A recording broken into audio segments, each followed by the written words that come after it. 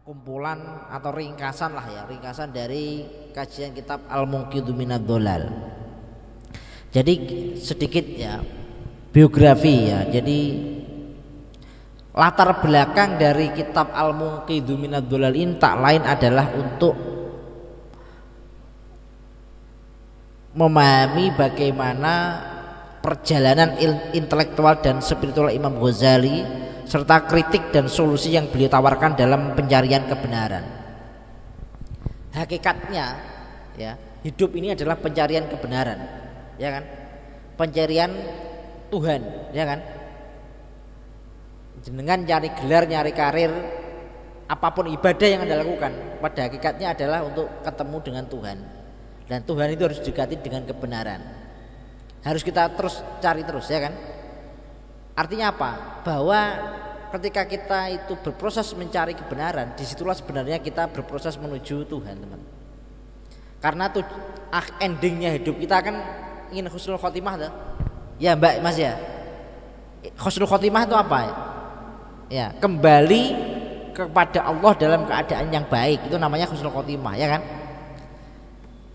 Misalkan tiba-tiba ditakdirkan ada bom dari India, nah itu bom dari India nyasar ke Masjid Uin, ya kan? Terus kita tiba-tiba kebom, mati syahid gak kira-kira itu Mbak? Syahid. Coba bayangkan jenengan misalkan sedang nonton konser itu, ya di mana gitu ya, konser dangdut, tiba-tiba kena bom molotov, ya itu, ya yang kita cari adalah husnul khotimah. Lah itulah mengapa Pak, apa sih sekarang pertanyaannya begini? Mungkin jenengan bertanya, kenapa Pak jenengan kok memilih kitabnya Imam Ghazali itu kenapa? Ulama kan banyak, betul. Betul, ulama itu banyak. Tetapi Imam Ghazali adalah ulama yang istimewa, ya kan? Maka beliau disebut Hujjatul Islam, ya kan? Hujjah Islam. Beliau adalah kesatuan antara ilmu dan amalnya. Jadi antara ilmu dan amal beliau benar-benar apa? Menyatu dalam dirinya, ya. Beliau mengamalkan apa yang ia tahu dan mengilmukan, yaitu mengetahui apa yang diamalkan. Jadi semuanya benar-benar diperhitungkan betul. Dengan umur yang sangat pendek, ya kan? Beliau mencoba betul hidupnya betul-betul untuk ilmu, untuk mencari keabadian di akhirat nanti. Itulah istimewanya Imam Ghazali. Dan memang kalau Anda mengikuti kajian-kajian di yang lebih serius ya, disertasi, jurnal ilmiah internasional, itu Imam Ghazali adalah ulama yang sangat berpengaruh di dunia ini, ya kan? Karena apa ya? Lintas ilmu, filsafat bisa, sufistik bisa, fikih bisa. Jadi paket lengkap lah, ya. Usul fikih, ya, akidah, ilmu kalam, itu beliau benar-benar kuasai. Dan apa namanya? Umurnya itu pendek. Coba jenengan lihat. Coba yang kedua Mas. Sudah ya? Yang kedua. Slide yang kedua sudah? Slide yang kedua dipindah, sudah ya? Ada tahunnya itu ya? Oh enggak, terima kasih Mas. Ya nanti aja. Ya nanti enggak usah kopinya, aku baik, gampang. Oke. Ya, umurnya tuh hanya sekitar 53 tahun. Pendek, ya kan? Tetapi beliau mendapat julukan Hujjatul Islam, ya. Hujjatul Islam itu tidak banyak ulama atau bahkan hanya Imam Ghazali yang ulama mengakui keilmuan dari Imam Ghazali, intelektual dari Imam Ghazali, maka disebut Hujjatul Islam, ya. Karyanya ratusan, bahkan aja mengatakan ribuan. Tetapi yang terkenal beberapa contohnya adalah kitab Ihya Ulumuddin, ada kitab Tahafut Al-Falasifah, ya. Tahafut Al-Falasifah, ada Al-Munqidhu Minadh Dhalal yang kita kaji ini. Banyak kitabnya, ya, multi, inter dan intradisipliner itu Imam Ghazali, ya. Lah, latar belakang kitab ini, Imam Ghazali sedang mengalami masa krisis spiritual selama lebih dari 10 tahun. Ya, jangan dibayangkan krisisnya itu kayak kita yang nggak kenal Tuhan, itu enggak. Justru Imam Ghazali dalam keadaan krisis spiritual ini terus-menerus memperbaiki dirinya, memperbaiki keilmuannya, terus berpikir, ya, berkholwat untuk menemukan Tuhan, bukan mencari pelarian hal-hal yang negatif. Ya, jadi beda, ya, ini perlu dimaknai. Imam Ghazali selama 10 tahun itu mungkin banyak merenung, banyak beribadah, itu ya beda ulama, ya kan. Kalau kita kan sedang krisis spiritual mungkin malah jauh dari Tuhan, ya kan. Atau malah malas jamaah, malas ngapa-ngapain gitu ya. Kalau Imam Ghazali tidak. Ya. krisisnya itu terjadi karena Imam Ghazali mengalami kebingungan dalam pencarian kebenaran yang sejati. Ini loh ya. Jadi kebingungannya itu bukan kebingungan itu jauh dari Tuhan, tapi Imam Ghazali justru kebingungannya dalam rangka mencari kebenaran yang semakin dekat dengan kebenaran yang dikehendaki oleh Tuhan. Ya, maka kalau tidak salah hampir semua mengatakan kitab ini adalah autobiografi, perjalanan intelektual dan spiritual Imam Ghazali semenjak beliau lahir sampai beliau wafat, bagaimana beliau menemukan kebenaran. Ya, ini akademisi lah. Ya, akademisi sejati Imam Ghazali itu ya, yang seperti saya ceritakan pada pertemuan sebelumnya ya. Imam Ghazali setiap hari tidak lebih membimbing 300 mahasiswa, membimbing skripsi ya, ngajar ya, bimbing ya, kayak dosen gitulah ya, memang dosen ya, rektor ya, pernah jadi guru besar dan rektor di sebuah perguruan tinggi di Iran. Ya, Imam Ghazali di tengah kebingungannya itu kemudian mencari jalan keluar dari keraguan dengan pendekatan yang mendalam, ya, mempelajari semua ilmu, ya, ilmu filsafat, ilmu kalam, ilmu batiniyah, sampai terakhir adalah ilmu tasawuf, ya. Lanjut Mas, sudah tujuan penulisan kitab? Sudah ya? Oke.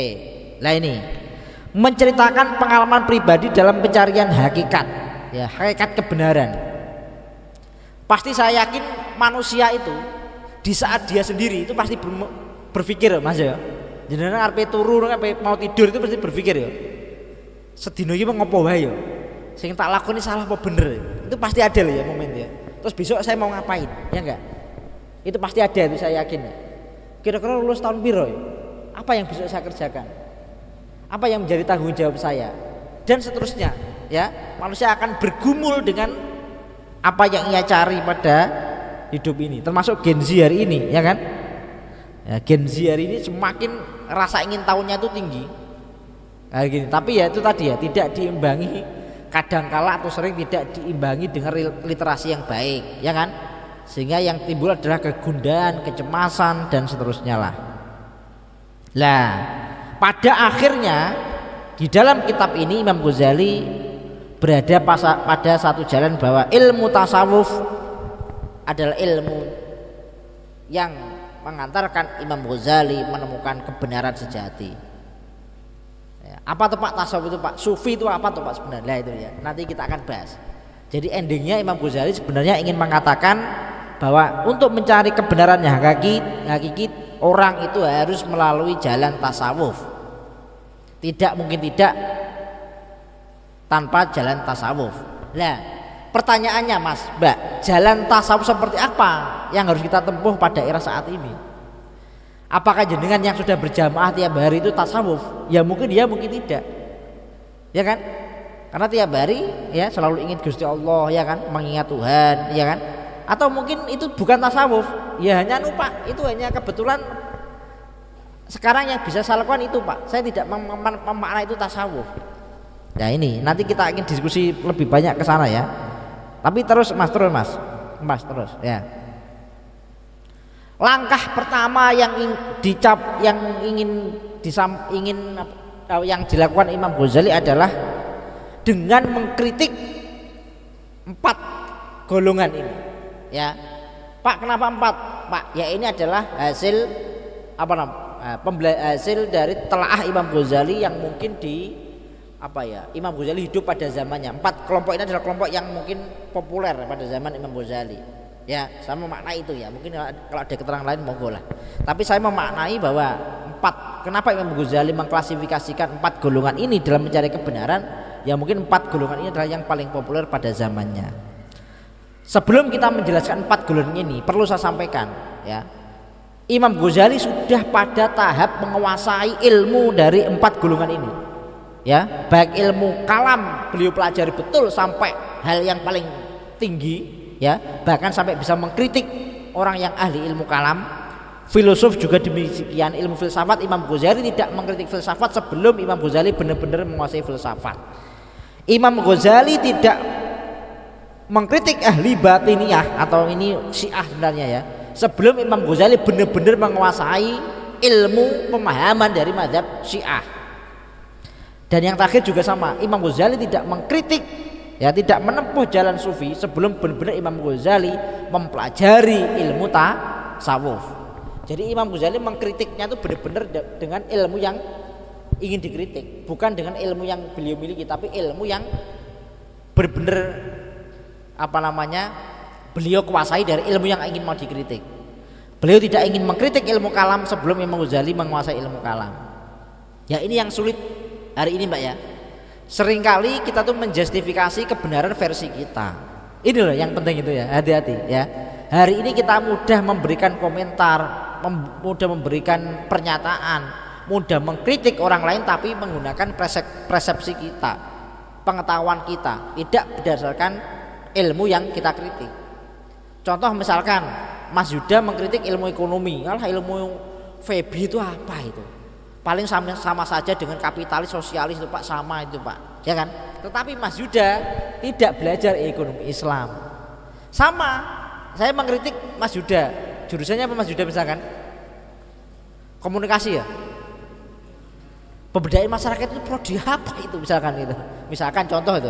Tetapi saya tidak mempelajari ilmu yang dipelajari di prodi pemberdayaan masyarakat. Ilmu hukum, ilmu hukum itu hukumnya hukum kafir misalkan, ini contoh ya. Tetapi saya tidak mempelajari ilmu hukum di FS ya kan? Itu tidak dilakukan oleh Imam Ghazali. Imam Ghazali berani mengkritik 4 golongan ini setelah Imam Ghazali benar-benar mempelajari secara mendalam 4 golongan ini, baik ilmu kalam, ilmu filsafat, madhab batiniyah dan madhab sufistik atau tasawuf. Oke, lanjut Mas. Apa kritik Imam Ghazali terhadap ilmu kalam? Ya, ilmu kalam dianggap tidak mampu menjawab kebutuhan rohani, berputar tentang ya ketuhanan, sifat wajib mungkin gitu ya, bagi Allah, bagi Rasul ya. Banyak perdebatan yang tidak mengarah pada kebenaran mutlak, hanya menyentuh aspek permukaan dari keyakinan, ya kan? Artinya ilmu kalam itu banyak yang ilmu kalam yang dikuasai oleh para mutakalimin itu tidak menyentuh pada kebenaran sejati, hanya perspektif orang yang menguasai ilmu kalam. Selanjutnya kritik terhadap filsafat. Lah ini ya, ini termasuk dalam karyanya yang monumental juga ya, yang kemudian diperdebatkan oleh siapa? Ibn Rus ya, tahafut itu ya, bahwa ini ya yang dianggap ini pandangan Imam Ghazali ya. Filsafat itu memandang bahwa alam itu bersifat kekal, tidak akan terjadi kiamat ya, mungkin gitu ya. Itu yang dikritik oleh Imam Ghazali. Tuhan tidak mengetahui hal-hal partikular. Tuhan tidak tahu jamaah Masjid Uin makan gorengan hari ini, itu nggak tahu. Itu menurut filsafat. Jadi Tuhan hanya tahu yang hal global. Nggak tahu Jihan Al-Azhar Kaprodi Perbankan Syariah sekarang sedang ngaji kitab Al-Muqid Minadullah, itu nggak tahu Tuhan. Yang tahu ya Tuhan itu hal-hal yang global saja. Ya, tidak ada kebangkitan jasad. Ini para filosof tidak mengakui itu enggak. Jadi nanti orang itu dibangkitkan di akhirat itu hanya ruhnya saja, tidak jasadnya, ya kan? Nah, jenengan meyakini yang mana? Jenengan kira-kira nanti di surga itu rohnya saja atau sama jasadnya? Kira-kira di surga yang makan gorengan ini rohnya atau sama jasadnya? Ya rohnya ya Kak kerasa atau Pak itu Pak ya sama orangnya tuh itu, ya kan? Bayangkan ya. Pak kira-kira makan gorengan di surga sama di dunia enak mana? Ya jelas di surga, ya nggak ada bandingannya di surga itu ya. Kalau di masjid kayak gini aja enak sekali, apalagi di surga ya, itu jelas ya kan. Nah di surga nanti itu kalau kita madhab Ahlussunnah wal Jamaah meyakini bahwa di surga nanti kenikmatan adalah kenikmatan jasadiyah, lahiriah dan juga ruhaniyah, dua-duanya, ya kan?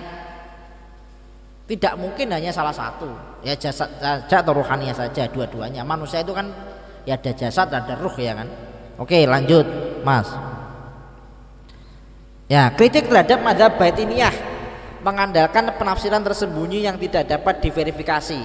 Ya, mengklaim bahwanya Imam Maksum yang memahami makna sejati wahyu, membahayakan karena menutup akses masyarakat umum terhadap kebenaran. Jadi dalil-dalil yang digunakan adalah dalil-dalil dari hadis yang diriwayatkan dari Imam Syiah, ya kan? Tidak menerima kebenaran dari madhab yang lain. Hadisnya pun hadis yang diriwayatkan oleh imam yang maksum, ya kan? Ya ini meskipun tidak Imam Ghazali tidak menyebut secara tegas itu madhab Syiah, Madzhab Batiniyah ini kalau kita kaji lebih mendalam adalah madzhab Syiah, ya kan? Ada Imam Maksum, ya kan? Sampai hari ini ya meskipun Syiah itu ya apakah Islam apa tidak, Pak? Ya sudah nggak usah diperdebatkan lah ya. Wong mereka hajinya juga tetap di Arab ya, berarti kan Islam ya. Tetapi memang madzhabnya beda ya. Iran ya, itu kan memang punya madzhab yang berbeda dalam masalah keyakinan ya.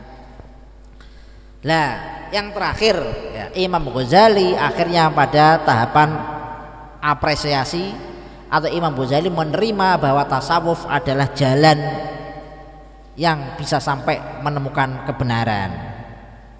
Ya kan? Tasawuf sejati menekankan penyucian jiwa, kedekatan dengan Allah dijalani melalui mujahadah, riyadhah dan zikir. Al-Ghazali menemukan ketenangan dan hakikat iman di sini. Pengalaman batin lebih meyakinkan daripada logika. Ya ini teman-teman, saya kira tasawuf era modern yang penting adalah ini sebenarnya. Mau kita santri atau tidak, mau jenengan adalah mahasiswa UIN atau UGM, ya toh, anak kos atau anak masjid, anak musola atau bahkan nggak pernah ke masjid, ya toh, atau semuanya. Tapi yang penting sebenarnya tasawuf adalah kuncinya adalah penyucian jiwa. Ya kan? Tuhan itu maha yang bersih, maha yang indah. Tidak akan mungkin bisa didekati oleh ahli maksiat. Ya toh? Mas, Mbak, ya kan? Misalkan mohon maaf lah ya, ini contoh. Pak, saya sering nonton film yang enggak jelas-jelas, Pak. Itu kira-kira maksiat ya, jelas maksiat. Sulit enggak ketemu Tuhan? Pasti sulit. Maksiat itu kan banyak sekali ya. Termasuk maksiat yang bersifat batiniah, iri, dengki, sombong, egois, ya enggak, merasa benar sendiri, itu penyakit batin. Pinginan, ada yang masa pinginan hidup ini sering, Pak. Ya, tapi ada luar biasa kok, saya acungi jempol ya. Di saat teman-temannya mungkin hari ini detik ini masih di pantai, ya di Wonosobo, di mana teman-teman ngaji luar biasa, ini jarang kayak gini nih. Wah, ini bener soleh-solehkah, semoga niatnya itu baik, tulus ya kan, tidak niat cari gorengan, enggak ya, jangan tersinggung loh ya, nanti malah gak mau ngaji nih ya. Tapi saya yakin jangan orang baik ya, makanya ini ya, ternyata ketenangan batin itu tidak hanya dicapai dengan logika teman-teman, tapi dicapai dengan mendekatkan diri kepada Tuhan, menyucikan jiwa, banyak mujahadah, riyadhah, zikir, ya kan? Apakah zikir harus pakai tasbih, Pak? Ya enggak harus sebenarnya. Jenengan pas tidur, ya kan, baca Al-Fatihah, baca surat Al-Ikhlas, ya kan, lu itu yang diajarkan oleh mbah-mbah kita dulu, ya teman-teman. Sebelum tidur baca ayat kursi itu kan ya, biar gak mimpi buruk ya kan, atau baca surat An-Nas, surat Al-Mu'awwidhatain, ya kan, surat Al-Ikhlas, Al-Fatihah, berdoa, ya kan, itu sebenarnya benar itu dalam rangka apa teman-teman? Ya dalam rangka itu kita mendekatkan diri dengan Tuhan. Siapa tahu setelah tidur kita nggak bisa bangun lagi, ya kan? Loh, Imam Ghazali itu benar loh ya. Sebelum beliau wafat beliau sudah wudhu menghadap ke barat, sudah disiapkan, ya, sudah mandi. Bayangkan, itu Imam Ghazali sudah siap dijemput malaikat Israel.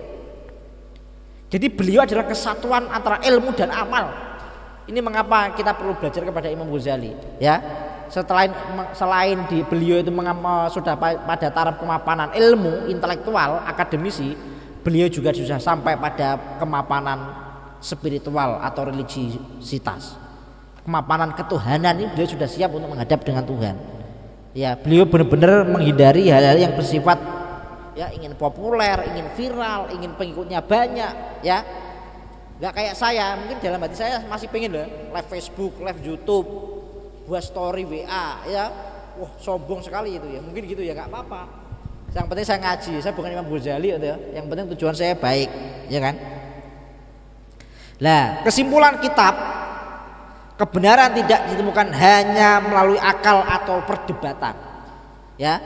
Kebenaran tidak hanya melulu ya, bukan berarti tidak ya. Kebenaran tidak hanya bisa ditemukan melalui akal atau debat, diskusi, dialog. Perlu hati yang bersih dan kedekatan spiritual kepada Allah.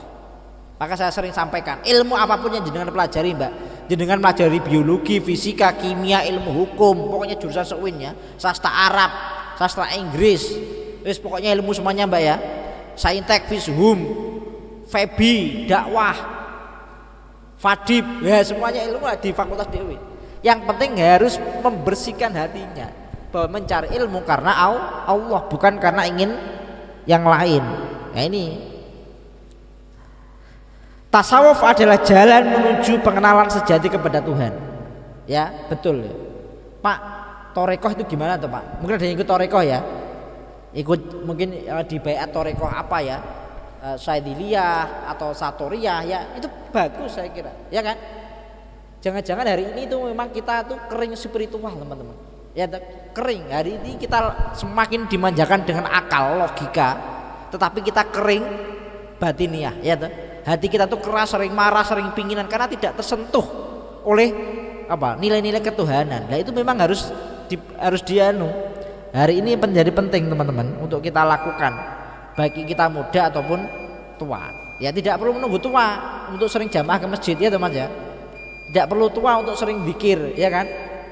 Ya nanti kitab ini adalah refleksi mendalam dan jujur atas perjalanan hidup intelektual seorang ulama besar, ya kan?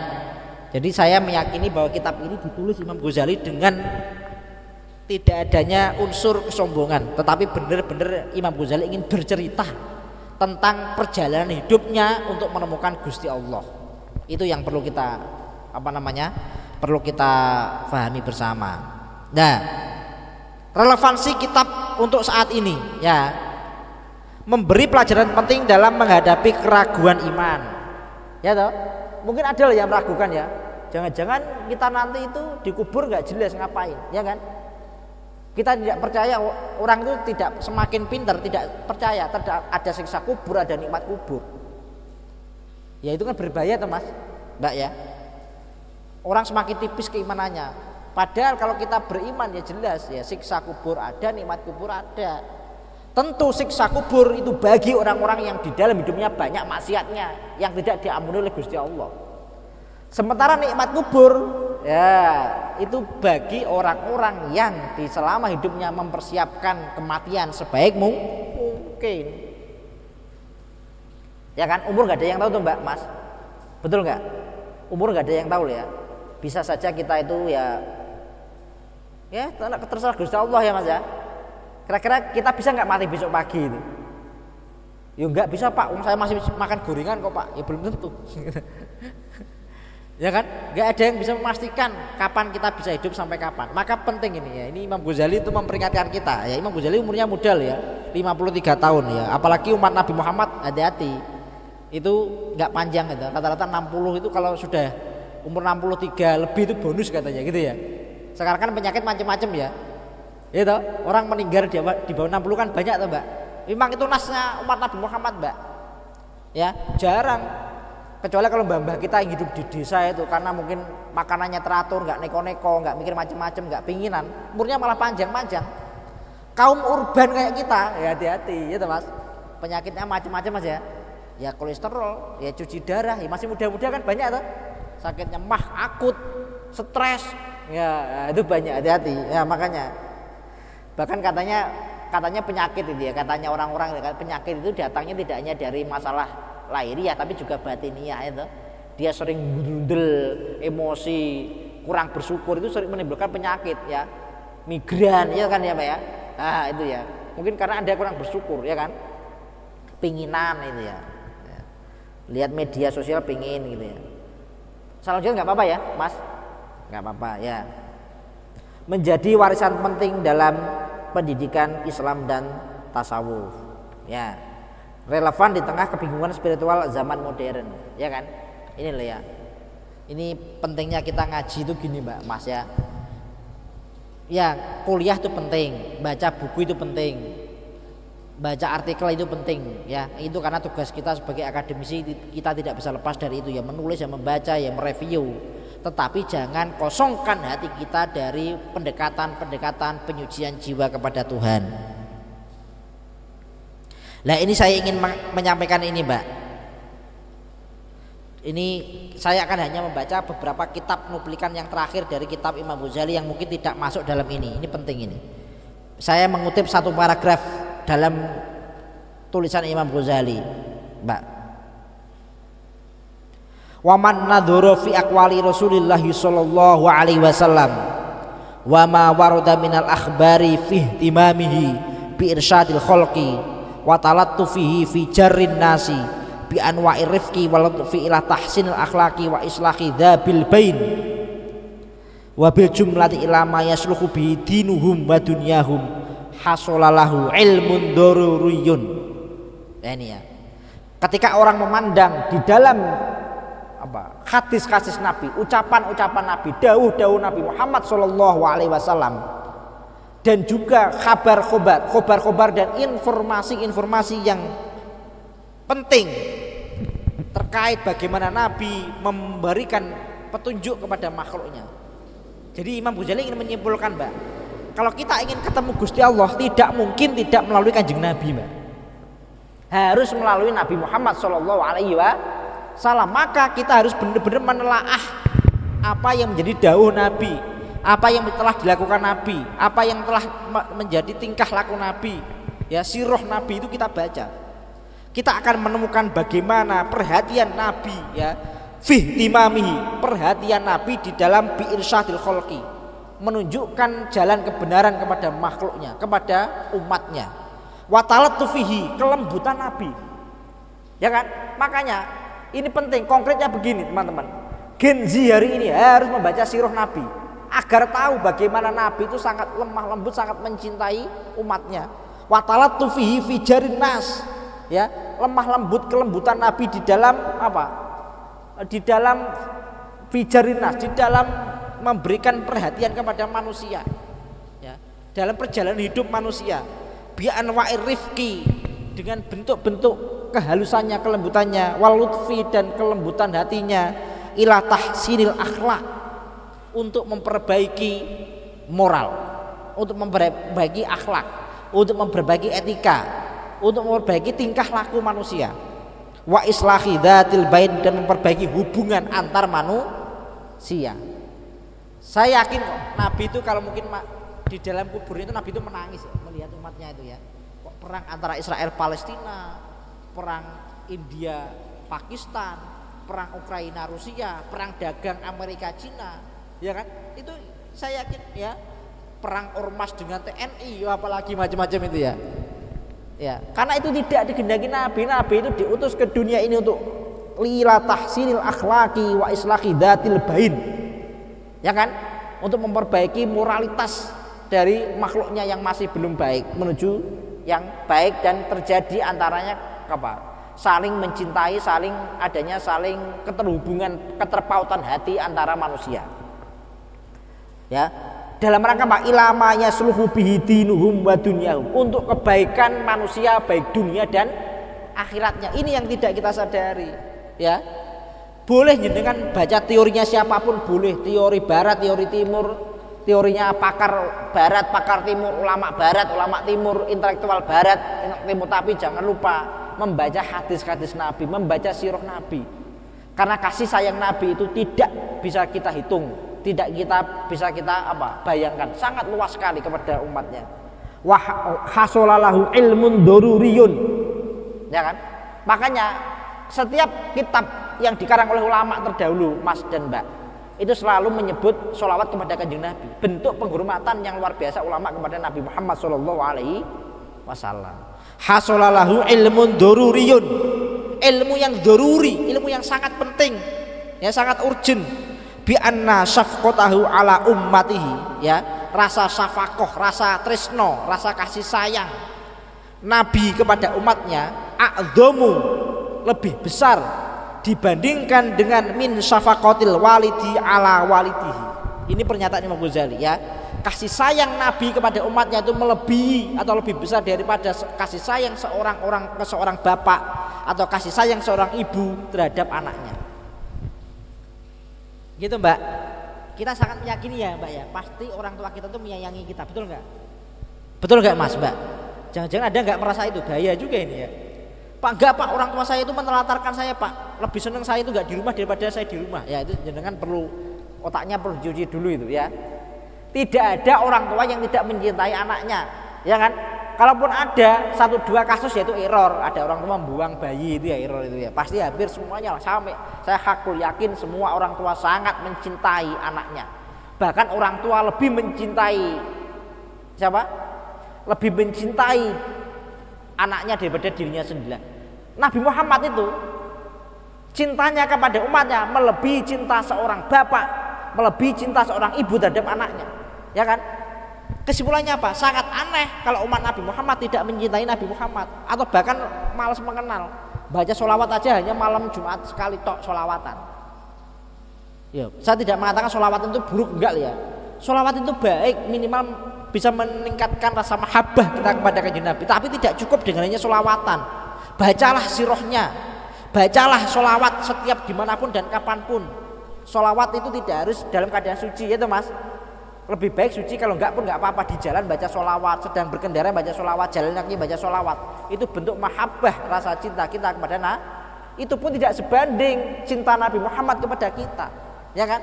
Ini dalilnya jelas. Imam Ghazali berkata seperti itu, ya. Imam Ghazali berpendapat seperti itu, dawuh seperti itu, ya. Ya, bi anna syafqatahu, kasih sayang Nabi ala ummatihi kepada umatnya, a'dhamu, lebih tinggi, lebih agung, lebih besar daripada min syafaqatil walidi ala walidihi, ya. Lebih besar daripada kasih sayang seorang ibu, kasih sayang seorang bapak terhadap anaknya. Ya ini, ya.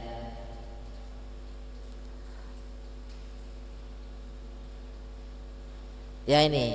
Wa idza nadhara ila ajaibi ma dhaharu alaihi min af'ali wa ila ajaibil ghaibil ladzi akhbaru anhu fil qur'ani wa fil akhbari wa ila ma dzakarahu fi akhir zaman wa dhuhuri dzalika kama dzakarahu alima ilman daruriyan annahu balagha at-tura alladzi wal aqli. Ya, ketika orang itu sudah bisa pada fase ini, saya sampaikan ya, fase di mana orang itu bisa memahami Al-Quran dan hadis, hal-hal yang bersifat gaib, maka orang itu akan sampai pada ilmu yang daruri, ilmu yang substansial, ilmu yang penting, yaitu apa? Pada fase di mana dia sudah di atas akal, di belakang akal. Jadi ada akal, ada di atasnya itu. Ya, makanya hari ini memang kita akal itu penting. Orang berpikir pintar itu penting, tetapi jangan sampai kosong dari rasa mahabbah kita kepada Allah dan Rasulullah Shallallahu Alaihi Wasallam. Wang fataha lahu al ainul lati yang kasifu minha al ghaibu wal khwasu wal umur lati la yadrikuha al aqlu, ya kan? Maka akan tersingkap, akan terbuka ilmu-ilmu yang kita dapatkan yang tidak dengan penalaran atau akal, ya kan? Maka saya sangat yakin, saya masih meyakini ya, dengan riyadhah melakukan ibadah sunnah tiap hari, baca Quran, sholat jamaah, sholawatan, apalagi kirim tahlil malam Jumat, ya kan? Jenengan riyadhah puasa Senin Kemis, itu jenengan akan mendapatkan ilmu yang tidak melalui proses secara akal. Ya bu pihak caranya, namanya kasuf tadi, ya kan ya. Allah akan memberikan ilmu yang semula Anda tidak tahu menjadi tahu, yang itu tidak melalui wal umur lati la yudrikuha al aqlu, yang akal tidak bisa sampai kepada sana, ya. Maka bagi Mas itu penting Mbak, riyadhah tirakat itu penting Mbak. Tirakatnya macam-macam Mbak, bisa sedekah, bisa puasa, bisa zikir, bisa baca Quran, bisa tahajud, bisa sholat sunnah, rawatib, duha, ya banyak, ya. Wa hadza huwa minhaju tahsilil ilmi adz-dzaruri bi sidqin nabiyyi alaihi salatu wassalam. Mbak ya, Mas, ini penting ini. Ini penting ya. Terakhir saya ingin membacakan as-salisu huwa al-haqiqatu annal alima al-haqiqiyah, seorang yang alim, yang intelektual, yang sejati, la yuqarifu maksiatan ila ala sabilil hafati. Dia tidak akan melakukan perbuatan maksiat. Ya ini loh ya, ini penting ini, hati-hati ini ya. Mungkin sekarang banyak orang pinter, intelektual, ya kan, ahli pakar bidang apapun, telematika, pakar ekonomi, matematika, fisika, kimia, biologi. Tapi menurut Imam Ghazali, seorang ilmuwan intelektual yang hakiki, dia tidak akan terkotori hatinya dengan perbuatan maksiat. Wala yakunu musirun alal ma'asi aslan, dan Imam Ghazali dan orang yang intelektual sejati, dia tidak akan melakukan perbuatan maksiat secara terus menerus. Ini penting, ini kesimpulan ngaji kitab ini halaman terakhir saya baca ya, nggak apa-apa ya. Ini kesimpulannya di sini masalahnya. Kenapa kitab ini penting, ya kan? Idzil ilmu al haqiqiyyu ma yu'arrifuhu annal ma'syata summun muhlikun atau simmun muhlikun. Orang yang punya ilmu yang hakiki akan mengetahui bahwa maksiat adalah racun yang menghancurkan. Wah, ini sulit saja. Makanya kita harus banyak membaca istighfar. Maksiat tidak bisa kita hindari, maka yang bisa kita lakukan adalah memperbanyak ampun kepada Allah. Semoga maksiat yang kita lakukan baik sengaja ataupun tidak sengaja itu diampuni oleh Gusti Allah, sehingga kita mendapatkan ilmu hakiki, al ilmu adz-dzururi. Ya. Wa annal akhirata khairun minad dunya wa man arfa dzalika la yabi'u al khaira bima huwa adna. Ya kan? Sesungguhnya akhirat itu lebih baik daripada dunia, dan barang siapa yang mengetahui itu maka dia tidak akan menjual kebaikan dengan sesuatu yang lebih rendah daripada itu. Artinya tidak menjual akhirat untuk duniawi. Wa hadzal ilmu la yahsulu bi anwa'il ulumil lati yashtaghilu bi aksarun nas fadzalika la yaziduhum dzalikal ilmu illa jur'atan ala maksiatillahi ta'ala. Amal ilmu al haqiqiyyu fayazidu sahibahu khasyatan wa khaufan. Ya, ilmu hakiki itu akan menambah pemiliknya, ya. Ilmu hakiki itu menambah orang yang berilmu, yang punya ilmu itu, baik ilmu apapun ya, ilmu dunia, ilmu ukhrawi, ilmu matematika, kimia, fisika, biologi, ekonomi, sosiologi, psikologi, antropologi, seterusnya lah ya, ilmu, semua ilmu tanpa terkecuali menambah rasa takut dan semakin dekat kepada Allah. Wa dzalika yahulu bainahu wa bainal ma'asi ilal hafatil lati la yanfaqu anna al basharu fil fatarati wa dzalika la yadullu ala dhu'fil iman fal mu'minu mufattanun tawwabun. Sesungguhnya orang mukmin itu diuji dan selalu meminta perlindungan, meminta permohonan maaf, meminta taubat kepada Allah Subhanahu wa ta'ala wa huwa ba'idun 'anil israri wal ikbab. Ini ya. Jadi Imam Ghazali ingin menyimpulkan di akhir kitabnya, seorang yang mempunyai ilmu hakiki itu dia pasti akan lebih dekat kepada Allah karena merasa takut untuk melakukan perbuatan maksiat. Ya, betul ya, ini terakhir itu saya baca. Fahadha ma aradtu an adzkurahu fi dhammil falsafati wa ta'limi wa afatihi wa afati man lam angkaro wa afati man angkaro alaihim la bitariqihi wa nas'alullahal azima ayyaj'alana mimman atharahu wajtabahu wa arsyadahu ilal haqqi wa hadahu wa alhamahu dzikrahu hatta la yansahu wa asamahu an syarri nafsihi hatta lam yu'thir alaihi siwahu wastakhlasahu li nafsihi hatta la ya'bada illa iyyah. Ya kan? Ini di dalam paragraf yang terakhir Imam Ghazali minta perlindungan, pertolongan dari Allah, semoga hatinya dibersihkan dari kotoran-kotoran, dari penyakit hati yang dapat menghambat Imam Ghazali bertemu dengan Allah.